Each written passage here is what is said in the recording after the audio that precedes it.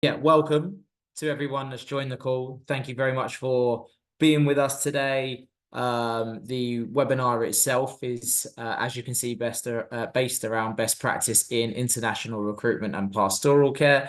Myself will be taking the sort of first 10 to 15 minutes of the call. It's really just to give an overview of the work that Remedium do around mass vacancies and looking to help make financial savings opposed to the hourly rate locums and the drainage that they cause from a financial aspect on all departments within the NHS based in the individual hospitals and trusts. But also, and very, very importantly, a look around retention and some of the things that can help make life easier from the pastoral care side of things. And for that, we have Dr. Sanjeev Kamath, who is joining us from Southern Health and Social Care Trust, who we completed a project with, which I'll go into a little bit of detail in this conversation with shortly, back in September of last year, which was for 70 vacancies. So again, working on those mass vacancy approach. So if we get started. I would be very, very hopeful that most on the call will know the core introduction to Remedium and what we've been doing over the years. But if you are new or we are yet to work with you as yet, we are strictly a permanent and fixed term recruitment agency. We have no affiliation with hourly rate locums. Our mantra is actually to try and reduce the long-term dependency of hourly rate locums by alternatively supplying permanent or fixed term doctors on salaried contracts for you. We were founded back in 2013. And as of date, at this moment in time on there, it says 4,000. I believe we may be closer to 4,500 placements that we've made across the NHS. Which at this moment in time is calculating over 400 million in savings against that locum spend. Something that we're very proud of, that we feel does separate ourselves from the rest of the herd, is that in recent years, we've managed to diversify our portfolio and our approach towards recruitment, very much focused around international recruitment. We see that as the way forward in terms of the long-term workforce plan that's been produced. It talks a lot about the next 10, 12, 15 years, but unfortunately at this moment in time, that doesn't seem to assist with any of those more senior vacancies based across the NHS at this moment in time, whether that be SAS grade positions or consultant positions. So by diversifying our portfolio, we have our usual contingent recruitment, which we've had since 2013, which is the traditional way in which NHS trusts will work with their consultancies that they partner with, where you provide us with the details of a vacancy and we see if we can go and fill that for you. Very much simple supply and demand piece. Some of the areas which we've diversified to, however, since our sort of origin back in 2013 is around the executive search piece. There is a growing need, especially due to the amount of vacancies at consultant level, and even more so within some niche specialty areas for NHS or UK experienced consultants. They are incredibly hard to find. They require extra manpower and they require more of a project methodology approach, in comparison to that usual contingent recruitment. We have a team that solely specializes in that area and is a very, very well functioning team, completing about 70% of those executive search assignments that come their way. Our international projects, which of course we will go on to speak about here, we have been running those since 2017. On average, we run around 3 projects a year that looks at supplying doctors at source, so an international trip to India and Mumbai to be specific. And again, that looks to tackle mass vacancies. Usually for an international project, we would be looking at anything 30 and above. Our biggest international project that we completed to date was the placement of 80 junior doctors at Manchester University Hospitals. That was back in May of 2022. Our most recent project was in September of last year, which, as you'll hear from Dr. Sanjeev Kamath later, was a very, very big success. That was for 70 placements across various grades and various specialties, including 12 consultant placements, with the average project seeming to fall around the 45 to 50 placement mark. We also have our employer branding piece, which is a individual piece around marketing, looking at how we can develop and modernize NHS Trust marketing materials. A lot of trusts still use the NHS jobs approach or the old job pack approach, and its reach is very, very limited. We look at how we can assist you, deep diving into each of those vacancy areas, looking at what videographies we can produce for you and how we can reach a modern audience, especially across the social media aspect. And that's just to list a few.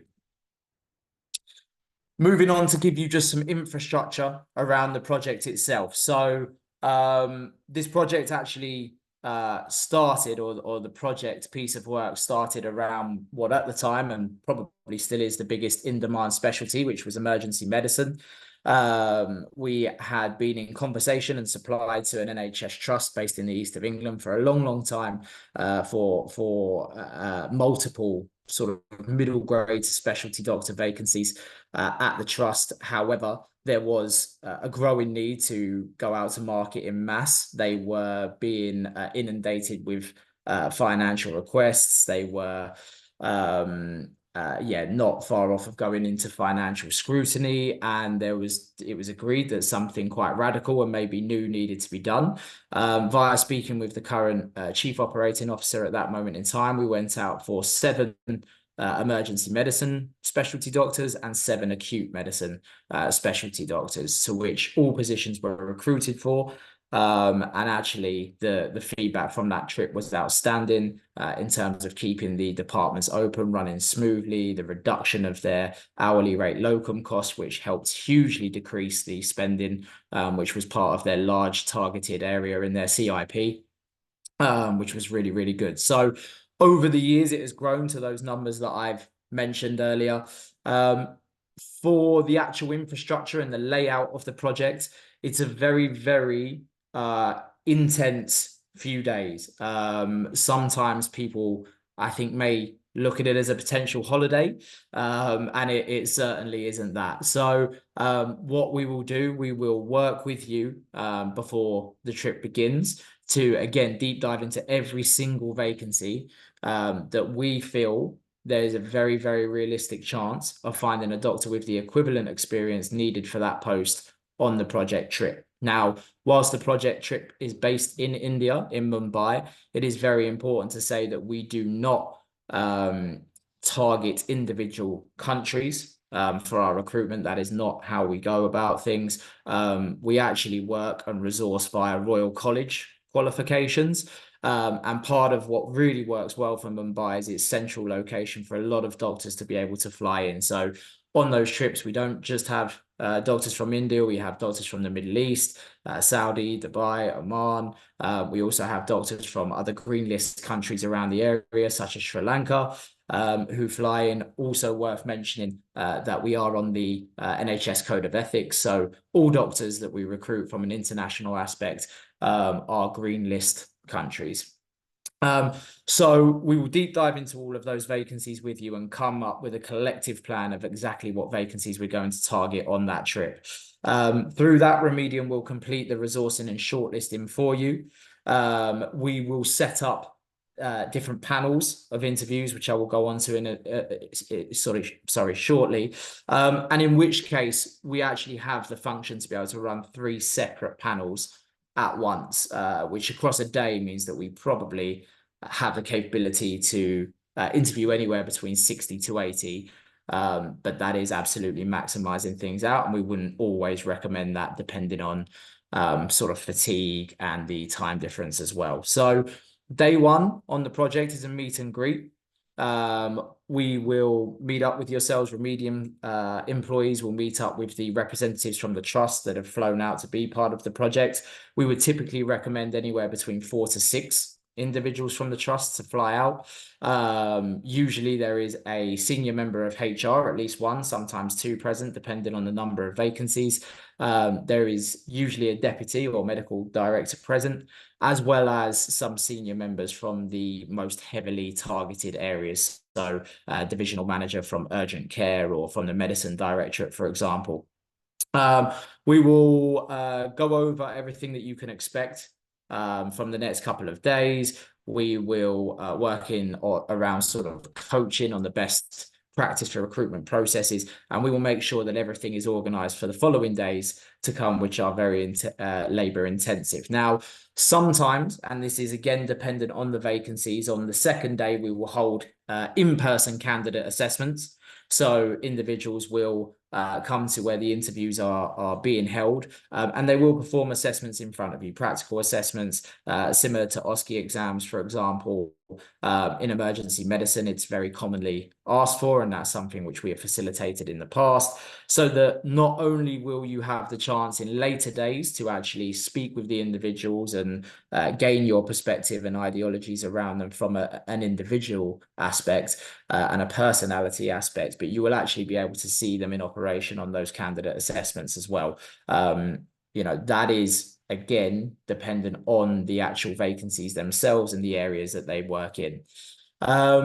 So either day 2 or days 3 and 4 are usually full up with interviews. The interviews are held at a hotel, literally a 5-minute walk from the airport, so very, very accessible for all candidates flying in. We never really see any delays unless there is an unfortunate flight delay, which of course we cannot control and does happen from time to time, but very, very rarely. And via the schedules and the planning that has gone in, the day usually progresses quite seamlessly and effortlessly in terms of the candidates on almost a revolving door aspect, coming in on the exact times that they should. Now, what we will say is that for a sort of junior or an SHO grade vacancy, we usually advise around a 20-minute interview time with a 10-minute space afterwards for the panel to discuss and come to a conclusion on their thoughts. For specialty doctor or senior clinical fellow or trust grade doctor, anything around that middle grade vacancy, we would suggest a 30-minute interview, again with a 10-minute break in between the next candidate for those discussions to be enabled. And then for a consultant, we would usually say anything 45 minutes to 1 hour. It is, of course, hard to put a cap on that, especially given the detail that some of the consultant interviews go into. Again, with 10 to 15 minutes afterwards for the panel to gather their thoughts, have a discussion, and see if there's a mutual agreement on whether they would like to move forward or not with that individual.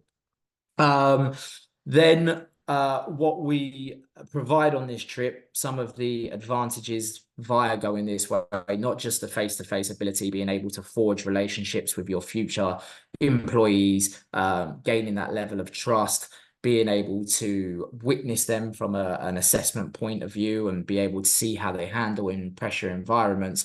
Up front, we know that it's a big commitment for you to send out staff on this trip.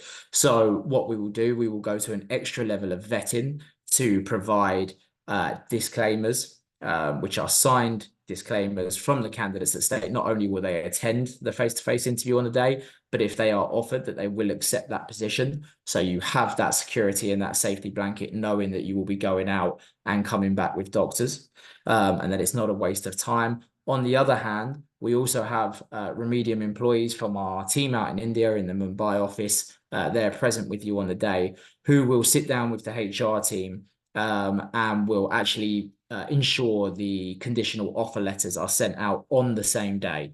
So we immediately gain that acceptance for you. So, by the time that you finish that first day of interviews, you've already got a large number of doctors who have accepted, and then the same again on the second days and the third day, sometimes if that's needed, if the mass vacancies are there. So you have that extra security blanket of knowing not only is it worth your time, but actually the offer to acceptance ratio is that problem is already taken care of as well, and will be 100%, as it always has been on all of our projects. And the final day, and actually aside from the obvious benefits of going and securing doctors, is one of my favorite things about the trip, which is the peer-to-peer networking event which we hold. So we will, over the years, as you can imagine, we've had an office in Mumbai since 2014. Over the years, we've developed a real strong, network in that region. We have lots of great contacts at the hospitals within Mumbai, and what we do on every single trip, so that you have a chance to witness the conditions, the environment, the cultural aspects that your new employees have been working in their home healthcare systems. We will take you to a local hospital, and we firstly will organize a talk. So it's quite often in the way of a Q&A sessions, where the junior doctors, the doctors going through their training, going through their Royal College exams, can prepare questions and can bring them to you. But also it actually leaves the trust with the ability to leave a real strong footprint, and actually be able to develop your own direct lines of employment via that candidate pool. In India, across the world, there's lots of international medical doctors who are in huge WhatsApp groups, 5,000, 10,000, sometimes even bigger. By going out on this trip, by having a presence in India, you will make your way into those group chats, and especially if you leave a great impression through that peer-to-peer networking day, and really for a future pipeline, when those doctors mature and have finished their Royal College exams and gain GMC registration, they will look to come for to yourselves first, and of course, via that direct method, there wouldn't be an agency fee or introduction fee attached. So that is a very brief overview of the project. I know it's a lot to take in, so sorry about the speed, but I'm aware that this is everyone's own time. Just before I hand over to Dr. Kamath, this was the outcome of the trip, in which we performed with Southern Health and Social Care. So we coordinated over 100 interviews of doctors over 3 days. 70 doctors in total were placed from the recruitment weekend. We had a 100% acceptance rate on the day. And in terms of the estimated savings, I think they speak for themselves, as you can see on screen there. It was an incredibly successful trip, and yeah, obviously another piece of work that we were really, really proud of. Just to add to that, from a retention aspect, as I say, we've been running these trips since 2017. Our retention percentage is 98.2%. From where the doctor's start date to when a doctor completes the initial contract. So what we will always say is that it's in the trust's best interest to offer at least 24-month fixed-term contracts, but usually 3-year or permanent contracts. Of course, you develop the doctors and bring them through, and the idea is that they over time mature and become your consultant workforce for the future, which again, that long-term workforce plan doesn't look at. But yeah, really happy to say that our retention percentage across that initial contract length is 98.2%. We have never done an international trip where we haven't had a contract offered of anything less than 24 months. Again, just a little sort of graphic, and I am conscious that whenever figures come into it, that can take up quite a lot of time. I think the key things to look at are those projected cost savings, which are at the bottom right-hand corner of the screen at this moment in time. It gives you a breakdown per grade over that, and I believe that those cost savings pay for themselves, and you usually start to see the payback from the outspend within 3 months of a doctor starting the post. So moving forward, Dr. Kamath, I will hand over to yourself. If you just mention next slide whenever you're happy for me to move on, and I'll pop it over for you. Thank you, Sebastian, and thank you to Remedium, Nadia and Sebastian, to have me here this evening talking to you. So what I'm going to talk to you is more of what we've done, and Southern Trust has managed to, I think, do a good job with all the new doctors that Remedium got to us. We have a team led by our Deputy Medical Director, Dr. Aislinn Diamond, and she's in charge of workforce and education. And Mr. Simon Gibson, he is the Assistant Director for the Medical Directorate. And I'm one of the many in the team. So I'm a pediatrician, and I've been in Southern Trust for the last 19 years. Next slide, please.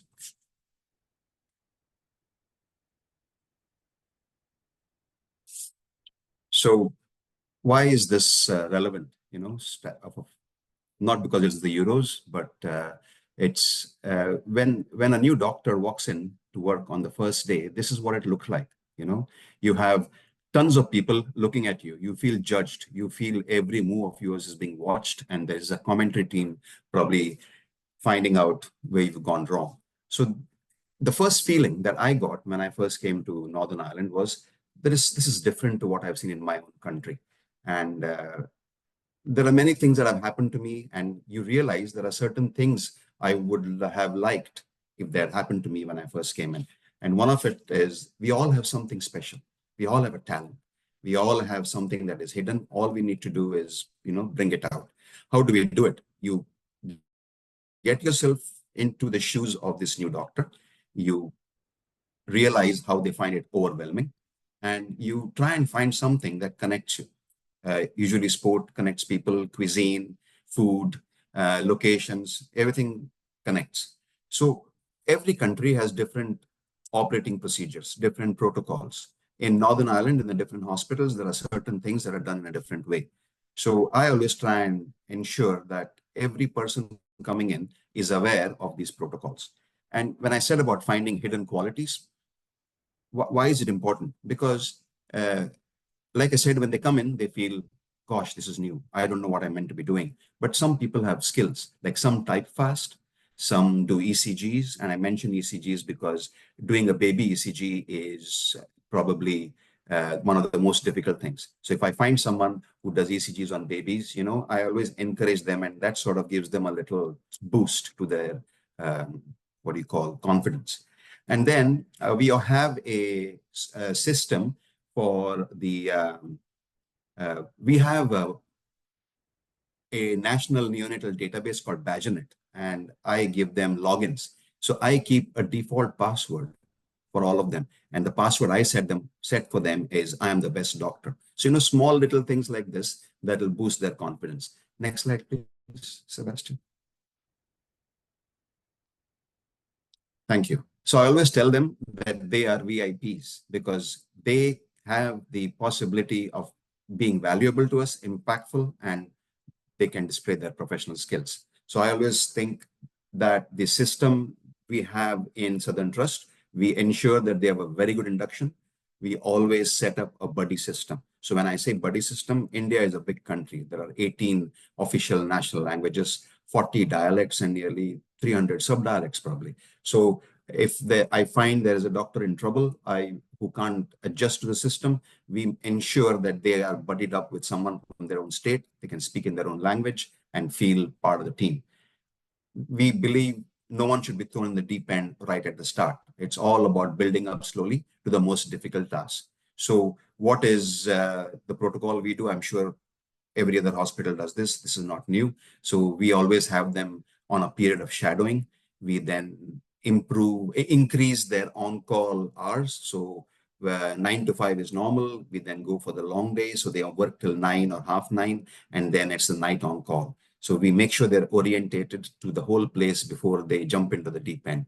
We also make sure that they are up to date with skills as in identifying um, simple things like making a referral to a specialist center, using the S-bar system to convey the situation of a patient, to ensure that the person is competent with procedures, and using the bleep system, using the discharge system. So there's small things that we have to pay attention to. In pediatrics, we've been lucky that we are a small department, and all these years, anytime there's been a foreign doctor, international recruit, I pick them up at the airport or at the bus stop. I take them to their accommodation, get hot food for them, and ensure they have supplies with food and basic things for the next couple of days. I then take them around in the city, show them where the banks are, post office, shopping malls. So it sort of helps them to find their way around.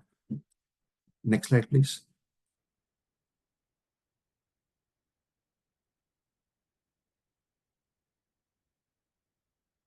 So this was our big day that Remedium organized a couple of months ago. I think it was late last year or early this year, wasn't it? We had a huge successful outing at this bowling alley, and it was so well set up. It was delightful. The Everyone enjoyed. There was a huge turnout.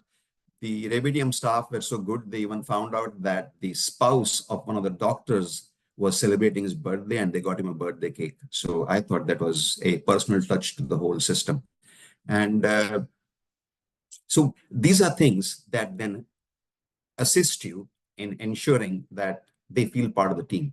And what do you need when you go to work? You need your IT login, you need your desktop, you know where you can work, an induction plan, and finding out the key skills. Next slide, please. So why did I get into this? When I first came into Northern Ireland, I was picked up at this very tiny looking Belfast City Airport. It's now called George Best International Airport, but this is how small it was. My boss, a lady called Professor Madeline Ennis, came to pick me up at the airport, took me to her house. We had evening tea with her mom, and then she took me and another research fellow for dinner. She dropped me back to my accommodation at around 9 o'clock at night, and it was a common kitchen, and these were individual rooms with ensuite. So in the kitchen, she had a small shelf where there was a box with my name on it, and there were all the essentials I would need to have my breakfast the next day. There was bread, jam, eggs, butter, and I felt delighted, and I thanked her profusely for it. And I said, "How can I repay you?" And she said, "No, take this forward. Help others, and that will be enough payment." So I had a very heartwarming experience in the winter weather of Northern Ireland. So that's how I got into this. Next slide, please. So we also have a organization that I head with another senior consultant. We call it Reach. And I have to say, I picked this from a web search. There is another organization like this in somewhere in England, but I like the name and what it conveys. So it's the Race, Ethnicity, and Cultural Heritage Staff Network. We have had Eid celebrations, Diwali celebrations, special menus on these days in the canteen. We've asked staff what specific things they would like done. So prayer opportunities and dedicated space for them to, spend time and connecting them with other people who would like to carry out similar things. Next slide, please.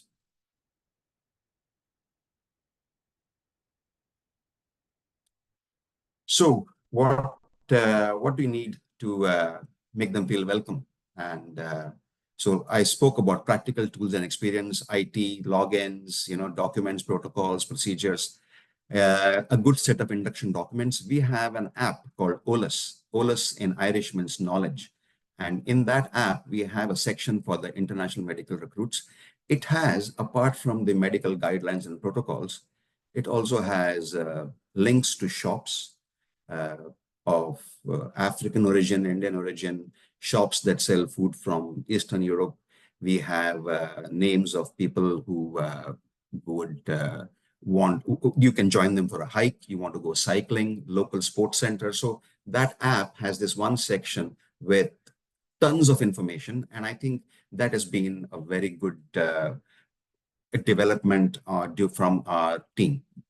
We also encourage them to join the local gym sports. And I've always found cricket was something that anyone coming from Asia and all the other cricket playing nations, you would know how cricket is in India. It's a religion. I was talking to Sebastian earlier about the T20 World Cup going on in West Indies and USA. So I found when I first came here, I joined the local cricket team, got to make a lot of friends. And the money on the side is because I have a hobby. I collect coins and notes. And that enabled me. I joined the local coin club a few years ago, and that enabled me to make more friends, more networking. You meet people, and it just helps you bond and gel into the local environment. And by the way, India is one of the best teams in the world. I don't know what Sebastian thinks about it, but next slide, please.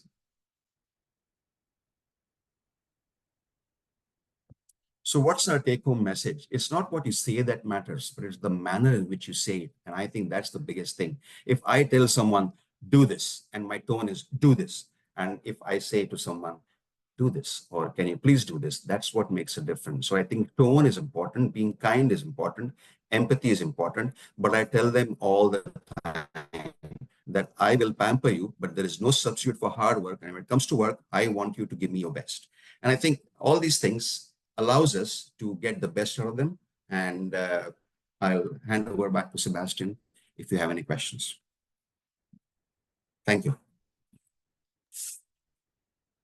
Thank you, Dr. Kamath. Thank you very, very much for that. I think just before we do go into any questions, I think just to add from our side, and I couldn't echo more about what Dr. Kamath has just communicated, the ability to welcome your doctors wholeheartedly, and not just from a working environment, but actually a personal basis as well, goes such a long way.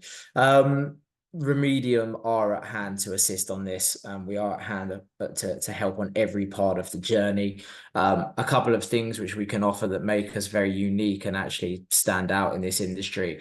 In terms of for international recruits, we offer a communications course, which the doctors complete before arriving in the UK. This equates to around about 26 CPD points, so around about half of the CPD points that they need for the year, which means that actually when they arrive with yourselves, firstly, they don't have to worry about heading off to complete any CPD point courses and interrupting their learning, and they're settling into not just a new country, but a new healthcare system as well.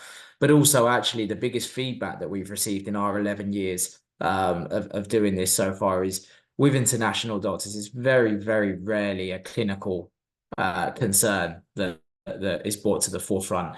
It is that cultural aspect, which of course, you would expect from someone moving sort of halfway or more across the world, and also starting work in a completely new healthcare system.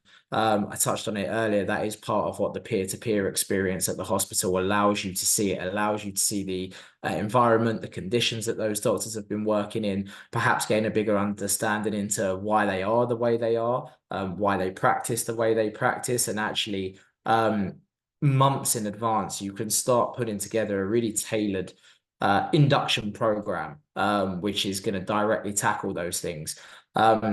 But again, those cultural things that the CPD courses help with, that we put on, things like how to deliver bad news, patient bedside manner, bad news, not just to patients, but families, regional accents and dialects. Dr. Kamath is up in Northern Ireland, and that certainly has its own regional dialect, and the same if you was to join one of the Scottish or Welsh health boards. So what it does, it just enables you for that, the doctors, for that extra layer of comfort for when they arrive. Secondary to that, we also have a digital tech platform, which is patented to ourselves. It's called Red Carpet. It's been award-winning in the past in terms of candidate care and pastoral care. It is a slightly difficult thing to explain in itself. As I say, it is a digital relocation platform, but it's kind of a very enhanced track, is probably the easiest way of using it. Or if you're joining us from Scotland, Job Train. But there are a few very, very key differences, and I will just highlight 2 or 3 of those now. The most used and the most appraised piece that comes back to us, there is a £1,500 interest-free loan, which the doctors will get for a year. That is really, really commonly used for anyone below a consultant grade, most of the time for a deposit on the rental property that they will need. We also have a live link to Rightmove and Zoopla via the website. So from an accommodation aspect, especially if we've worked with your trust before and you've utilized the Red Carpet platform with us, it will log in where any doctor has originally moved to when they first joined the trust before, and it populates the individual website for that trust. So any doctors joining that trust can see where there is a local community of doctors, international doctors that have joined where they choose to live. The house prices are shown in all of the areas.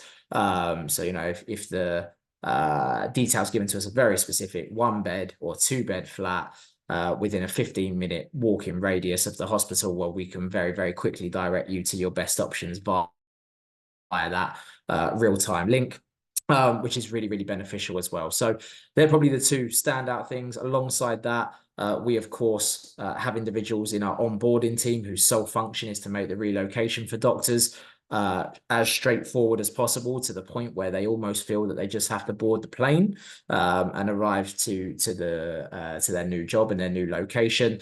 They will assist with all things from accommodation to schooling, free visa review service, obviously assisting the medical HR at the trusts or health boards with the collection of pre-employment checks. And what we also have is international partnerships with some of the leading banks, HSBC, Barclays, Lloyds, where we can actually set up a UK bank account for the doctor before they arrive in the country.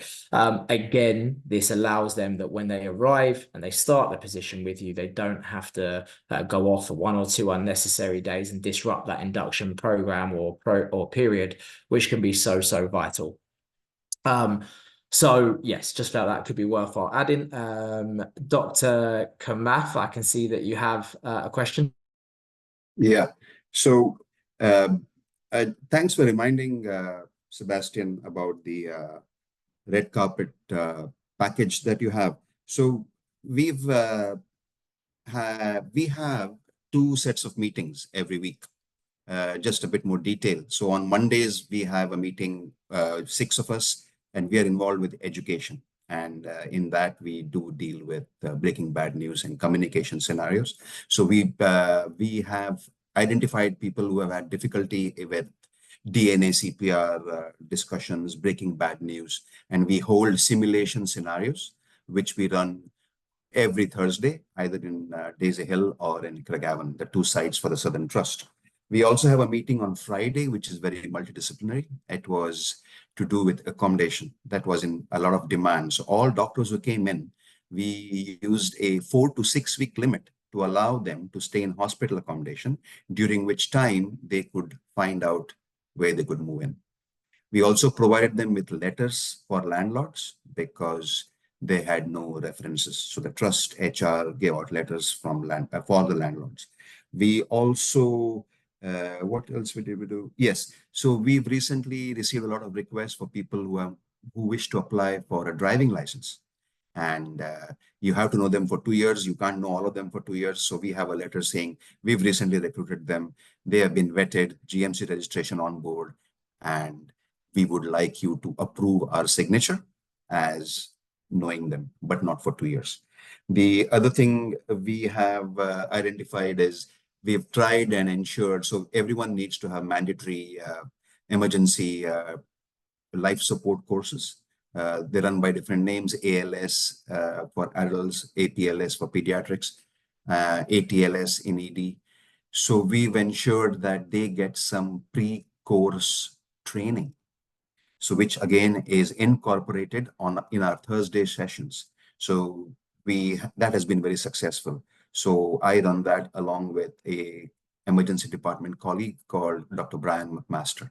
So we've taken 6 or 7 per session. It's a whole day, and we run simulation scenarios with them, tailor-made to what they want us to teach them, or if we have identified or the team has identified something that they need more training in.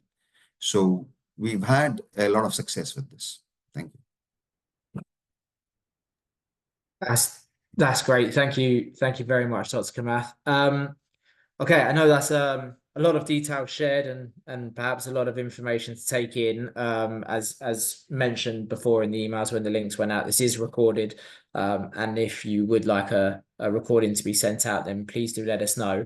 I can see that there isn't any questions at this moment in time in the Q&A box. I'm not sure if anyone has any questions which they would like to just sort of put forward now, or pop your hand up in the same way as Dr. Kamath did, and I think Nadia, our marketing manager, will be able to see and those questions can be asked. Okay, actually sorry, Nadia, I'm not sure if anyone did put their hand up, but there is a question that's coming from Dr. Pankaj.